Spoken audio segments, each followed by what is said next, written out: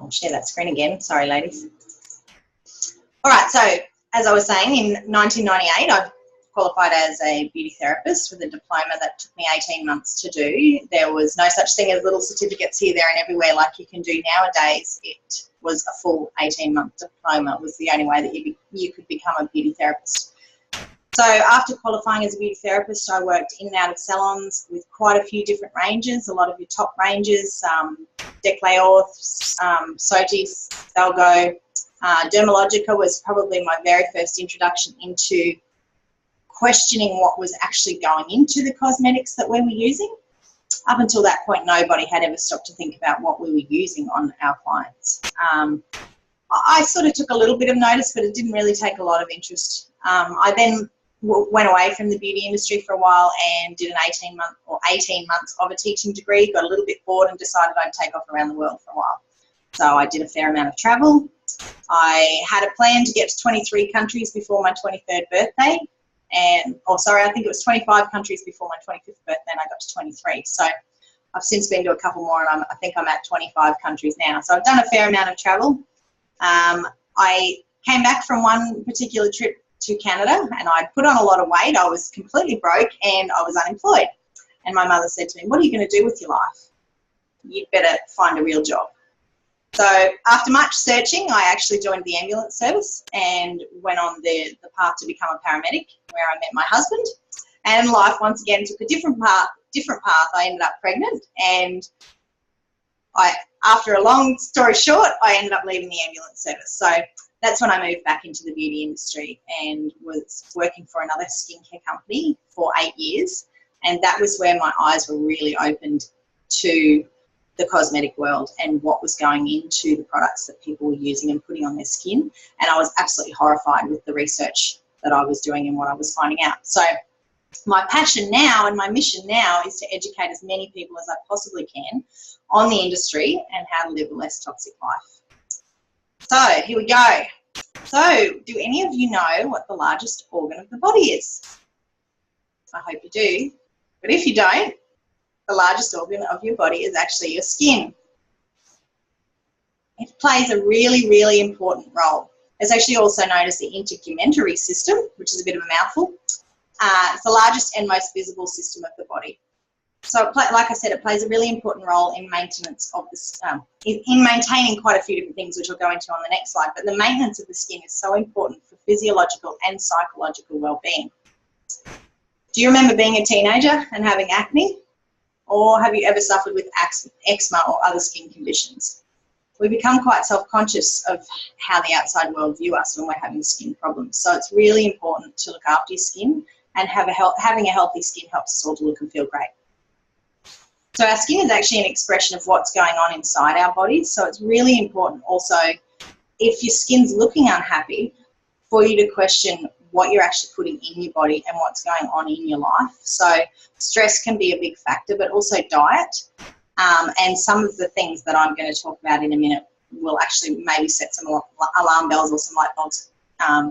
Kelly, who I was hoping was going to get on, has had some really big aha moments since she saw me do this talk a little while ago. She actually was having a big problem with her skin and was able to go and look at some of the products that she was using, and she was horrified as well. So she's had a one-on-one consultation with me and been able to go through the ingredients that were on her products, and is now on some much healthier, safer products and is seeing some great results as well, almost straight away, which is fantastic. So the skin, as I said, plays a really important role. It's actually a barrier and a carrier. So it plays an important role of being a barrier to the outside world. It protects the underlying tissues and organs and all the other systems of the body. It's a barrier against viruses and bacteria, and it helps prevent excessive water loss. It has an important role in the sensory perception as well. So touch and feel, obviously it senses heat and cold and all those sorts of things. Also synthesizes, lots of mouthful words here, synthesizes with the vitamin D so that we receive from the sun.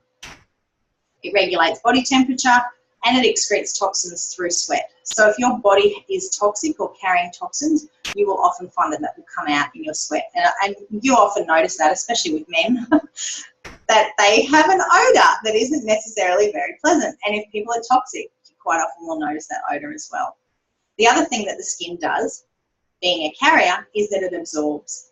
So as you'll see, everything that we actually put on our body is absorbed within 26 seconds. There is debate as to whether it's everything we put on or how much of what we put on is absorbed. It obviously has something to do with the molecular structure and how big it is and how much actually penetrates and all that sort of thing. But we won't get into all that. We'll just keep it simple for tonight. So within 26 seconds, whatever you've put on the surface of your skin is actually absorbed. That's why you'll see now they're using things like nicotine patches. And if you know anyone with any heart conditions, they're often using GTN patches and things like that because it actually responds quicker by putting it on the skin than what it does by digesting it, because it takes a long time for it to go through the digestive system and for it to be absorbed through the gut.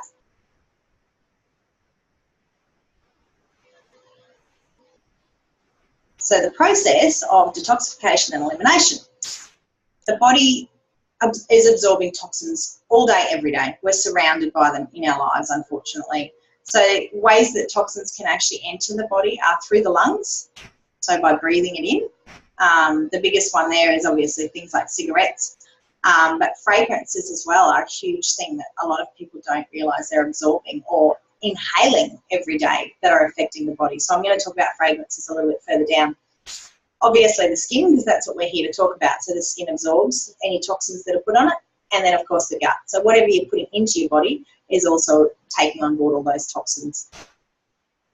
The problem with this is that everything needs to be filtered through the liver. So the liver is where all these toxins are broken down. And if there's excess toxins, they get stored in places like fat cells, bone marrow, liver, joints, blood, tissues, muscles, central nervous system, and it can lead to so many different side effects, including the big list at the bottom there, if you can see that. So it begins with things like acne and skin rashes and allergies, but can lead to autoimmune disorders, things like fibromyalgia, which is something that I have suffered with for a long time.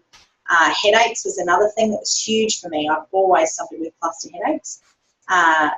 Inflammatory disorders, irritable bowel syndrome, so many horrible things from taking on too many toxins. And you'll see here that the cosmetic industry is full of all these toxins. So all your shampoos, conditioners, hairsprays, blushes, foundations, deodorants, they're all containing toxic ingredients. They actually say that every woman before they leave the house in the morning can have put on up to 515 chemicals in a day or on that day, which is horrifying really when you think about it. When you shampoo, condition, you know, you wash your face, you wash your body, you put some body cream on, some hand cream, deodorant, spray a bit of perfume, you can have applied up to 515 chemicals to your body a day. And this gives you an idea of the top 12 toxins in our personal care products. I'm not going to go over all of them, but the ones that have got stars next to them are the ones that I will focus on, because they're the biggest ones that you will see in just about every cosmetic that you've possibly got on your shelf, or that you'll see on the shelves in the supermarkets, beauty salons, all those sorts of places. So the only ones that aren't listed in that 12 that I have always spoken about are animal fats, or tallow is the other name for animal fats. So what they do with the cosmetic industry is they basically fill cosmetics with products that are emulsifiers. One of them being petroleum, which is also known as mineral oil. And I'm going to talk about that a little bit further down too. But animal fat is the other one because it's cheap as chips and it feels nice when you put it on your skin. They actually take all the animals to a rendering plant and they boil them all up, and the fat that surfaces, they scoop it all off and they stick it in cosmetics. So it doesn't sound very nice, doesn't smell very nice, I'm sure. And so actually doesn't have any benefit really to the skin whatsoever. The other ingredient that I will talk about as we get further down that's not on this list is phenoxyethanol. At the end I'll offer you a document called the Never Ever List, where it will explain what phenoxyethanol is and why you want to avoid it in your products. So what is petroleum? I just mentioned it before. It's a natural yellow to black flammable liquid hydrocarbon found beneath the Earth's surface, and that's actually what it looks like when it comes out of the ground. It's actually what they use to make our petrol, and they refine it down, and whatever's left over after making petrol, they stick it into cosmetics. So the same reason is because it's cheap as chips and it's an emulsifier, So it feels nice when you put it on your skin, but actually really has no benefit whatsoever other than filling up a product.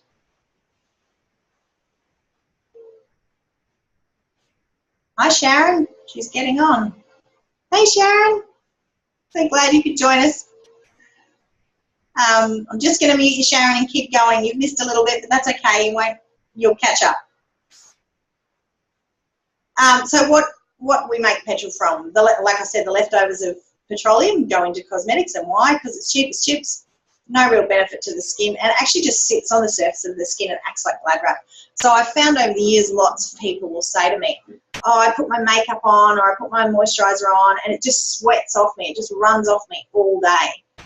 And the reason for that is because it's just acting like a layer of glad wrap. So your skin is just sweating underneath that glad wrap or on top of that glad wrap. The other ingredient that I would be very, very careful about, which you will see in just about every cosmetic out there on the shelf, is parabens. Parabens is a preservative that's used in cosmetics to prevent the growth of harmful bacteria and mold in your products, which of course we don't want, but they're not necessarily very nice preservatives to be using to prevent that. So the names that you'll see on your packaging are, there's actually 6 parabens. There's methylparaben, ethylparaben, propylparaben, isobutylparaben, butylparaben, and benzylparaben. Usually when you look at your bottle, the last couple of ingredients are usually where they list the parabens. So if you've got parabens on any of the ingredients in your cosmetic cupboard, you will really seriously want to think about not using them anymore. The reason for that is because parabens have been very heavily linked to cancer. They've actually found parabens in 99% of breast cancer tissue. The reason for that is that, as it says here, the area that happens to be closest to the lymph nodes, or the breast, sorry, research suggests that breast cancer usually develop in the upper outer quadrant of the breast, and that area happens to be closest to the lymph nodes exposed to antiperspirants and things like that. So you do not want to be using them if you can avoid them. I would highly suggest that. The other thing that most people aren't aware of is something called PEGs. Now what PEGs actually stands for is propylene glycol. So you'll see PEGs written on your ingredients list, and usually there's a number after it, and that just has something to do with the thickness of it or the degree of the actual product that's in there. So you'll find PEGs in just about everything as well. All your toothpaste, deodorants, mascaras, shampoos, conditioners, body washes, all those sorts of things. And the reason that PEGs are put into your products is because it's a skin conditioning agent and it keeps the products from melting or freezing. The dangers of using PEGs in your products are that it causes cancer and developmental and reproductive issues, can cause allergies, immunotoxicity, neurotoxicity, endocrine disruptors, and skin irritation. It's actually been banned in Europe, along with about 1,500 other ingredients that Australia and America are yet to catch up on. So the more we can do to start pushing this, the better, really.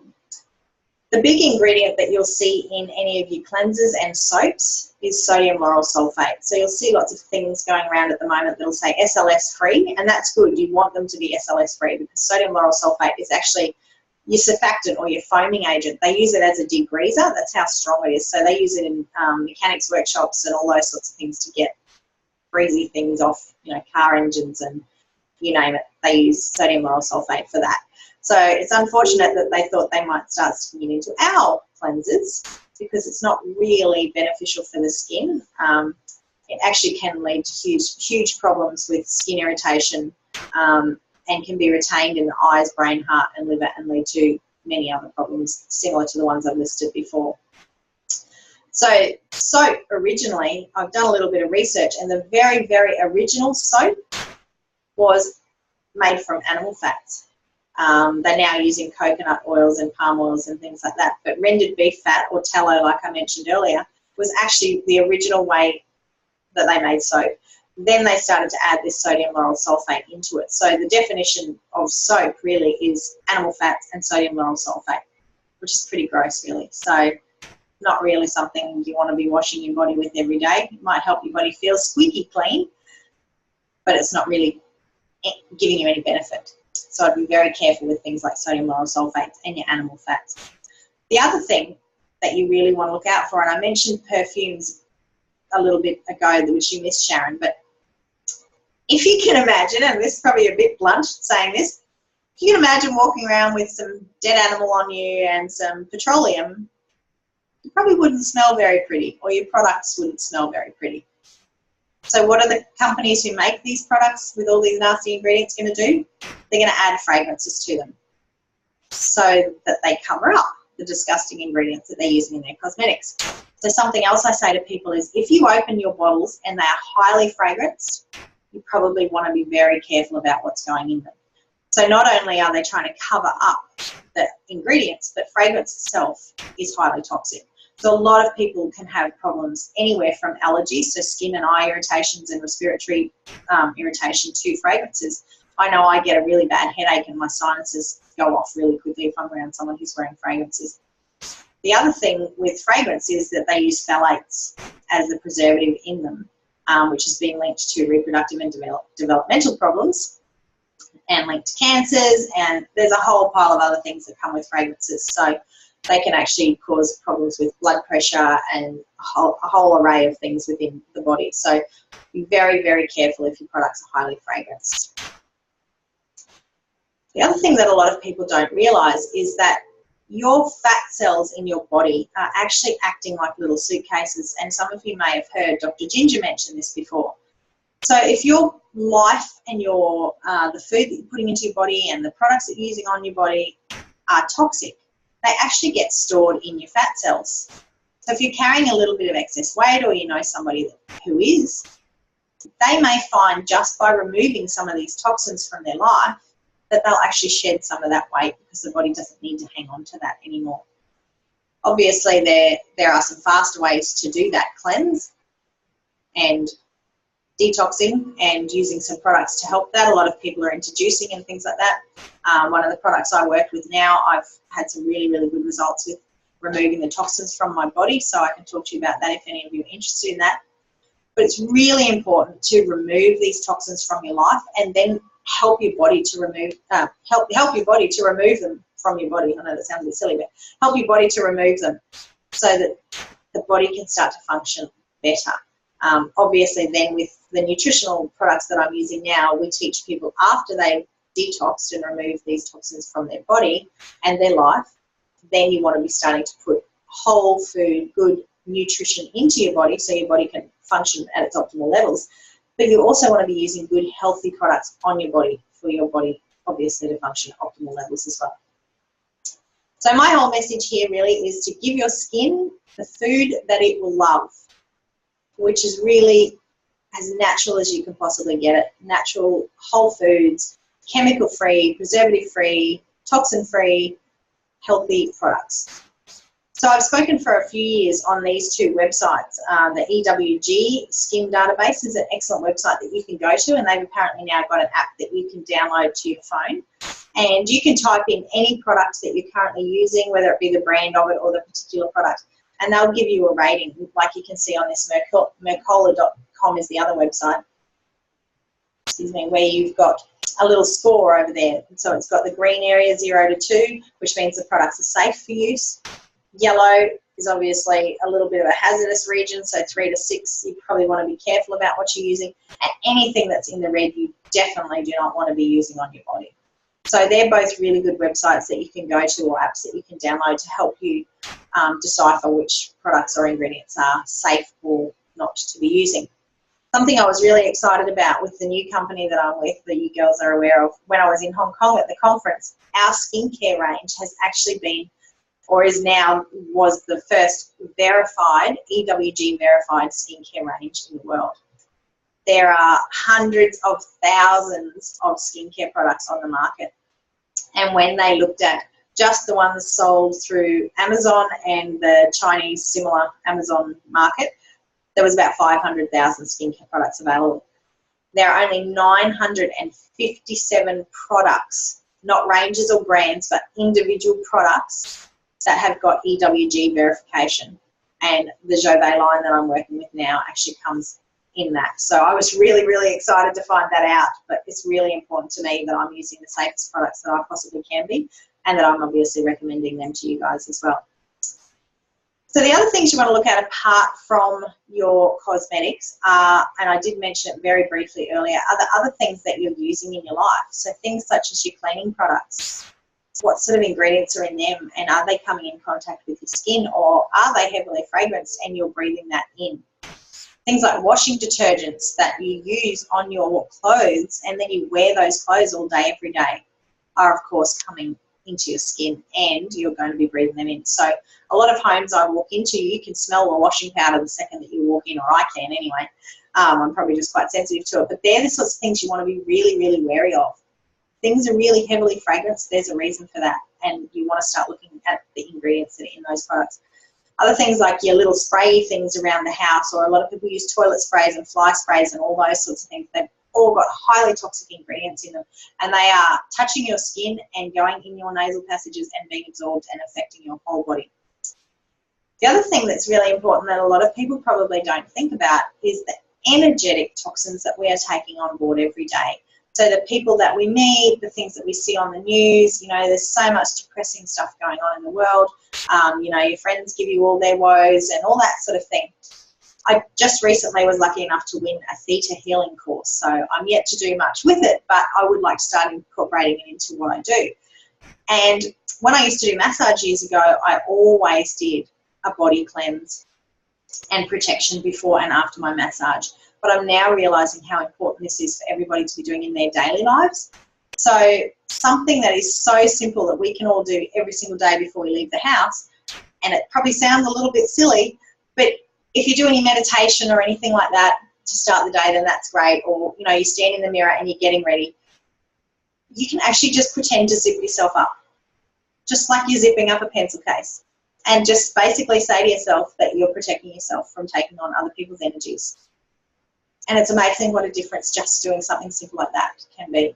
And if you've had, you know, an uncomfortable experience during the day, or something's upset you, or someone's upset you, or that, you can actually do an energetic cleanse at the end of the day as well. And I used to just do like an aura cleanse, and then I used to flick it off and let the universe take it away. So there's lots of other little things we can be doing to let go of other people's energy, because all of that is a burden on us and causes stress to our body as well. So they are also toxic things that we want to let go of. So my main message to all of you is to love yourself enough to live a healthy life. And I hope that you've all got something out of that and learned something. There is so much more to the cosmetic industry and so many nasty ingredients out there. There's a lot available online, obviously. But what I would like to offer you, if you haven't already got a copy of it, is the Never Ever list that I work with now, which lists all the ingredients that you want to be very, very careful of using and why you want to be careful of using them. So I can send that to all of you for free. Just let me know and I can just pop it through on Facebook Messenger. The other thing I'm about to do up is my list of recommended products. So if you're interested in that, I can send that through to you once I've got that up and running. I don't know if all of you ladies are on my Facebook group, but I've got a Facebook group called Real Health is Within Reach. So if you'd like to join that, let me know and I can add you to that as well to keep you up to date with the products and the ingredients and all that sort of thing.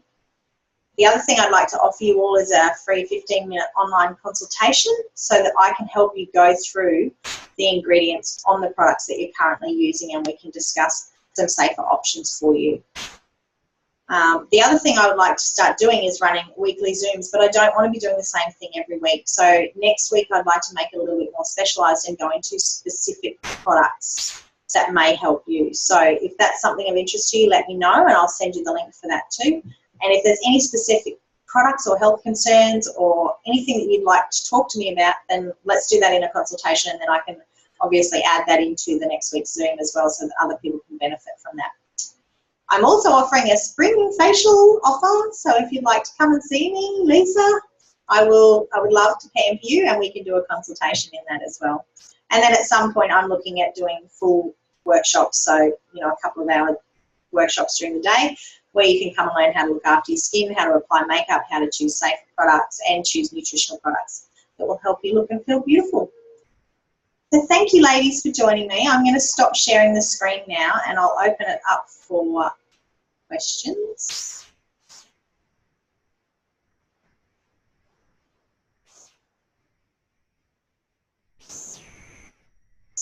Just got your message then, Lisa. Okay. Do any of you ladies have any questions? I will unmute you. There we go. How was that? Did you get something out of that?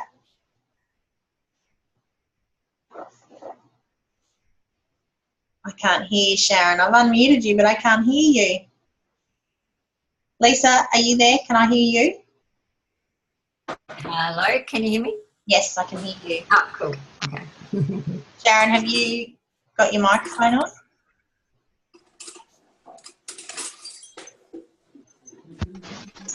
Can you hear me now? Yeah, I can. It's a bit blurry, but I can hear Oh, it you. must be the head.